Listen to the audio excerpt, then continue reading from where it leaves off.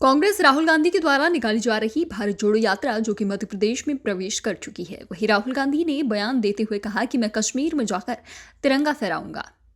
भारत जोड़ो यात्रा कुछ ही दिनों में इंदौर में प्रवेश करेगी, जो कि सबसे पहले महू पहुंचेंगी, जहां राहुल गांधी बाबा साहेब भीमराव अंबेडकर की प्रतिमा पर माल्यार्पण करेगी, जिसके बाद वे टांटिया मामा के परिवार से मुलाकात करेंगे। वहीं से भारत जोड़ो यात्रा इंदौर के लिए रवाना होगी, जहां पर भाजपा के इंदौर ग्रामीण जिलाध्यक्ष डॉक्टर राजेश सोनकर राहुल गांधी को तिरंगा उपहार करेंगे और राहुल गांधी जी से नागरिक करवाएंगे। किसी तिरंगे को अपने साथ कश्मीर तक ले जाएंगे और कश्मीर के अंदर तिरंगा फहराएंगे। इंदौर से जयसिमरिया की रिपोर्ट। आज हमारे साथ मौजूद है भाजपा के ग्रामीण जिला अध्यक्ष डॉक्टर राजेश सोनकर। भाई साहब, आज जो है कांग्रेस की भारत जोड़ो यात्रा जो है मध्य प्रदेश बॉर्डर में आ चुकी है, यहाँ तक लगभग बुरहानपुर भी पहुँच चुकी है और इसी बीच राहुल गांधी का एक बयान सामने आया है कि वो कश्मीर में जाके तिरंगा लहराएंगे। तो आप उसको किस तरह से देखते हैं?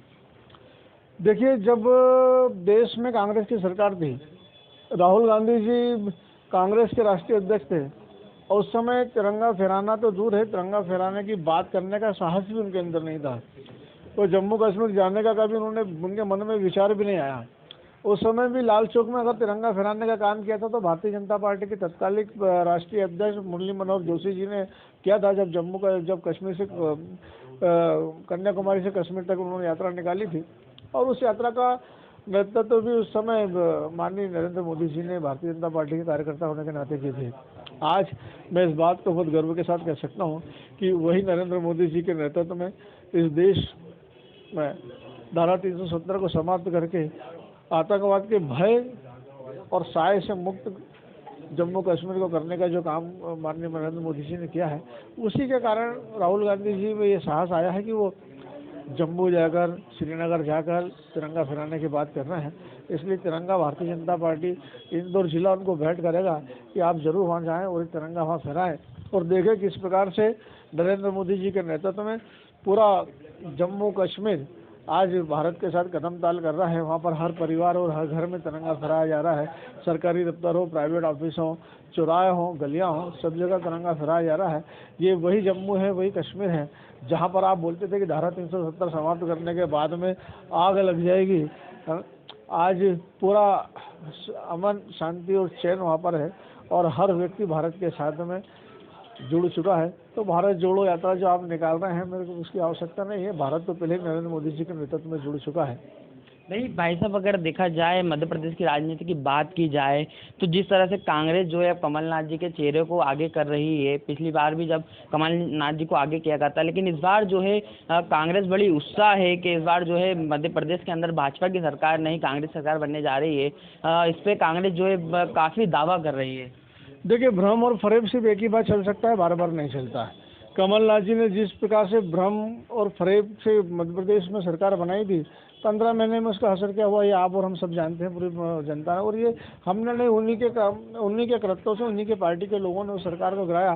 क्योंकि जो वादे उन्होंने उस समय जनता से किए थे, 2 लाख रुपये कर्ज माफ़ी की बात हो, जब समझौता समूह की हमारी बहनों के कर्ज माफ़ करने की बात हो, हमारे प्रदेश के युवाओं को 5,000 रुपये बेरोजगारी भत्ता देने की बात हो, इस प्रकार के अनेकों जो वादे उन्होंने किए थे, एक भी वादे पूरे नहीं किए। उसी का परिणाम है कि उनकी सरकार को वापस से जमीन पर आना पड़ा। तो आज मध्य प्रदेश की जनता उनके असली चरित्र को, असली चेहरे को जान चुकी है।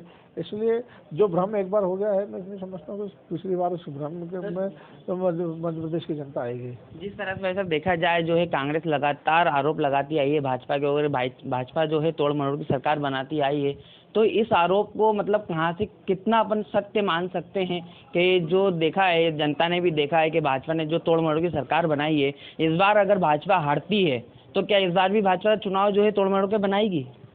देखिए, कांग्रेस हमेशा अपनी विफलता के दूसरों के ऊपर थोपती आई है कि वो तो ईवीएम जैसी मशीन को भी नहीं छोड़ दें। ईवीएम मशीन पे भी आरोप लगाने से कभी बाज नहीं आते हैं। मध्य प्रदेश में नहीं, बल्कि इस देश के लगभग 75% भूभाग पर भारतीय जनता पार्टी की सरकार है। इस केंद्र में भारतीय जनता पार्टी की सरकार है। इस देश की जनता का पूरा आशीर्वाद, पूरा विश्वास भारतीय जनता पार्टी के साथ में है। और जनता का आशीर्वाद अगर भारतीय जनता पार्टी के साथ है तो भारतीय जनता पार्टी को कोई तोड़ मोड़ के सरकार बनाने की आवश्यकता नहीं है।